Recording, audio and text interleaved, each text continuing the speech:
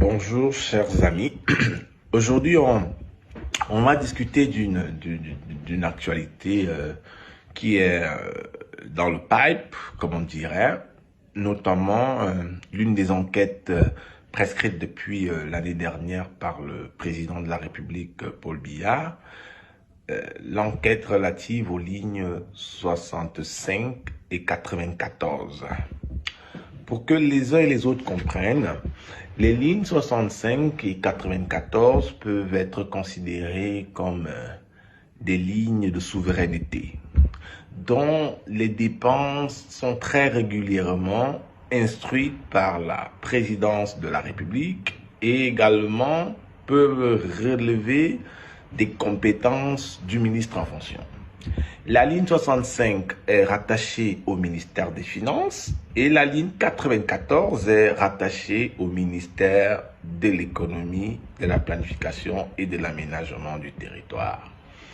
Ces deux lignes-là, actuellement, dans l'état des investigations, ont reçu sur les 10 dernières années, si l'on s'en tient à la période sur laquelle doivent se porter les investigations, près de 5 000 milliards.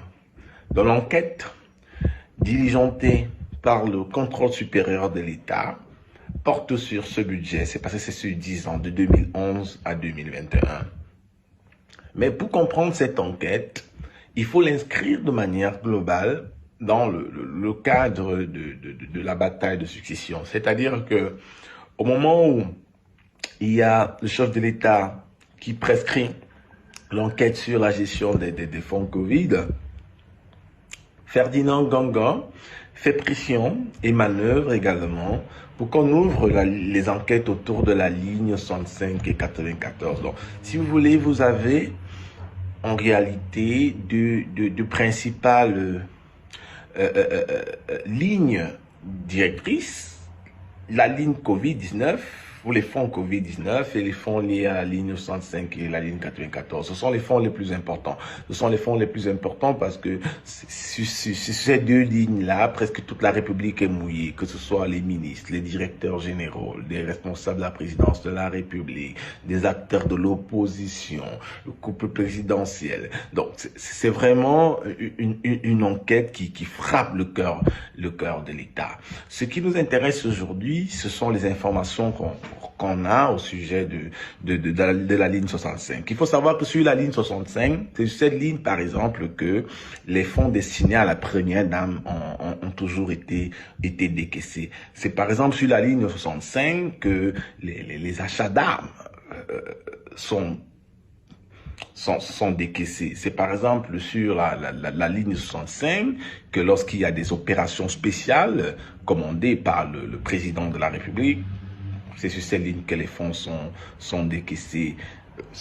Lorsque le président de la République va en mission et qu'il faille débloquer de l'argent pour l'entretien de ses voyages et autres, c'est sur cette ligne que les fonds sont décaissés. Donc c'est une ligne très importante et on a un droit de se poser la question de savoir si les enquêtes en cours vont nous révéler l'étendue des dépenses qui ont été effectuées sur cette ligne. Ce qui nous intéresse aujourd'hui, c'est sur la FECAFOOT, comme je l'ai annoncé.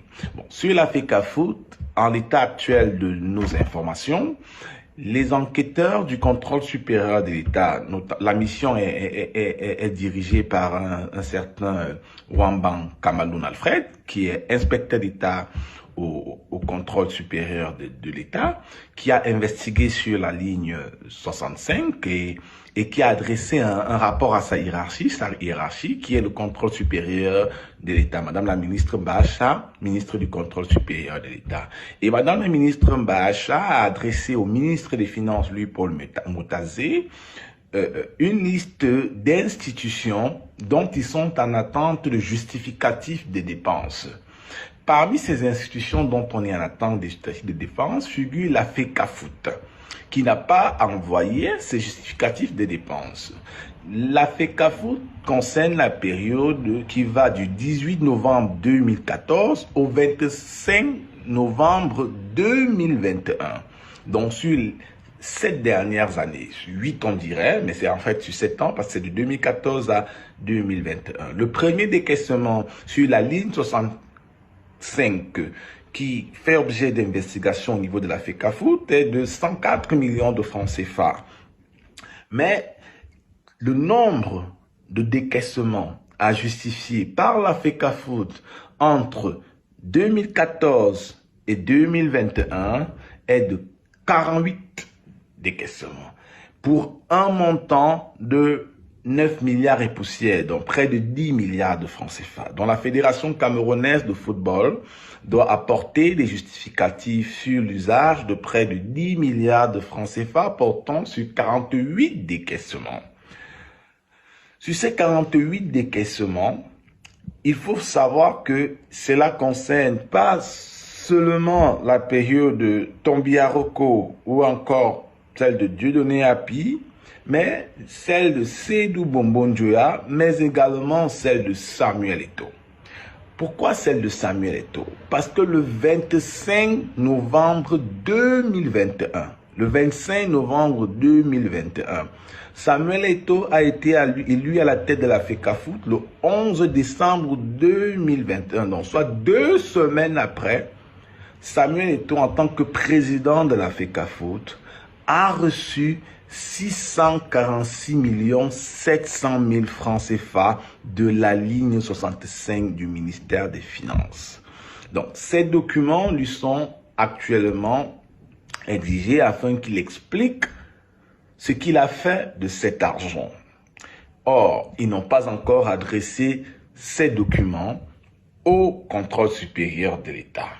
Donc, voilà la configuration actuelle, c'est près de 10 milliards. On se demande bien comment ils vont pouvoir justifier cela dans la mesure où pour que les documents soient transmis au contrôle supérieur de l'État, il faudrait justement que ceux qui ont précédé Samuel Eto'o à la FECAFOOT également apportent leurs réponses. Il faut rentrer dans les archives, il faut les interviewer, il faudrait qu'ils essayent de renseigner. Or, il y a un conflit qui existe entre le président de la FECAFOOT et ses anciens dirigeants, mais également lui-même qui doit justifier les 646 700 000 francs CFA. Mais ce n'est que l'introduction sur cette ligne, parce qu'il faut savoir que cette ligne est une ligne tellement opaque que on est en droit de douter que l'enquête puisse aboutir.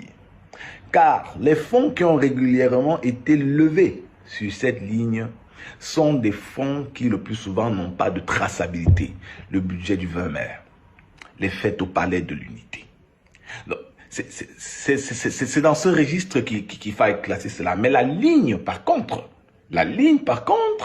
qui peut susciter beaucoup d'inquiétudes, et dont les gens peuvent commencer à s'interroger sur leur devenir, c'est celle de la ligne 94. Mais pour l'instant, pour ce qui nous concerne, Samuel Eto'o doit apporter des justificatifs de la somme de 646 700 000 francs CFA reçus 2 semaines après son élection à la tête de la Fédération camerounaise de football. Ainsi va la République.